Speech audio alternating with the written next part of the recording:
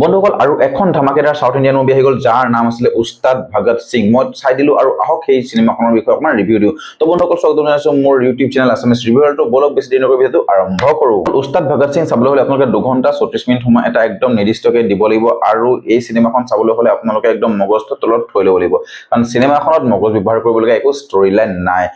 আপোনালোকে যদি পৱন কল্যাণ, ৰাশি খান্না আৰু শ্ৰীলাৰ নিচিনা এক্টৰ এক্ট্ৰেছৰ যদি বহুত বেছি ফেন হয় তেতিয়াহ'লে আপোনালোকে এইখন মুভি বহুত বেছি এনজয় কৰিব, কাৰণ পৱন কল্যাণ একদম মেছিভ এটা আৱতাৰ দেখাইছে আৰু একদম মিক্স মাছালা টাইপ মুভি হয় এখন। পৱন কল্যাণৰ একদম অজি লেভেলখন আপোনালোকে চাইছিলে ন, অজি চিনেমা যি পৱন কল্যাণ আছিলে চিনেমা কিন্তু ইয়াতকে বহুত বেছি বেটাৰ আছিলে ষ্টৰি ৱাইজ। কিন্তু উস্তাদ ভগত সিংখন কি হৈ গ'ল, মানে ষ্টৰি ৱাইজ ইমান খাছ আমি নাপালো, ঠিক আছে। কিন্তু ইয়াৰ একশ্যন আৰু কমেডি ড্ৰামা আমি চাই বহুত বেছি ভাল পালো, যি নেকি ওৱান টাইম ৱাটচটো আপোনালোকৰ কাৰণে হ'বই হ'ব।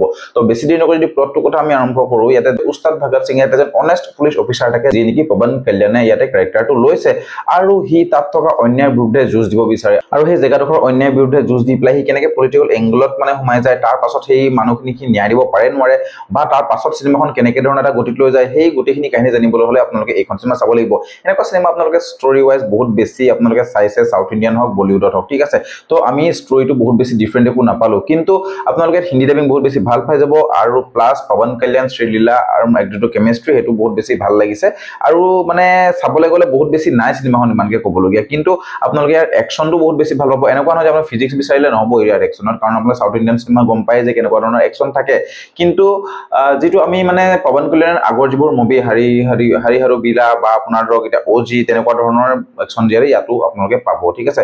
মইতো পৱন কল্যাণৰ ফেন হয় আৰু মই চিনেমাখন এনজয় কৰিছো ওৱান টাইম, কিন্তু এনেকুৱা নহয় যে চিনেমাখনৰ ৰিপিট ভেলু এটা আছে, মই নেক্সট টাইম আকৌ চিনেমাখন চাব নোৱাৰিম, কাৰণ চিনেমাখনৰ ষ্টৰিটো একদম বেছি খাছ নহয়। তো মোৰ মতে এইখন চিনেমা আপোনালোকে ওৱান টাইমে ৱাচ কৰিব পাৰিব, ফেমিলি লগত ৱাচ কৰিব পাৰিব, ন' ডাউট তাত একো প্ৰব্লেম নাই। এনেকুৱা নহয় যে আপোনালোকে চাব নোৱাৰে।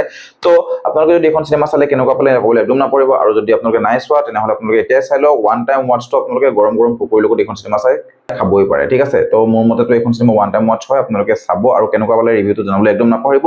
তো আপোনালোকৰ যদি ভাল পাইছে ৰিভিউটো লাইক কমেণ্ট শ্বেয়াৰ কৰিবলৈ একদম নাপাহৰিব, ছাবস্ক্ৰাইবটো একদম কৰিবই কৰিব, কাৰণ 1000 ছাবস্ক্ৰাইবাৰ মোৰ সোনকালে কৰি দিয়ক, আৰু যদি ফেচবুকৰ পৰা চাই আছে তেনেহ'লে ফ'ল'টো কৰি দিব, ঠিক আছে। তো লগ পাইছো নেক্সট ভিডিঅ'ত, আজিলৈ বাই বাই।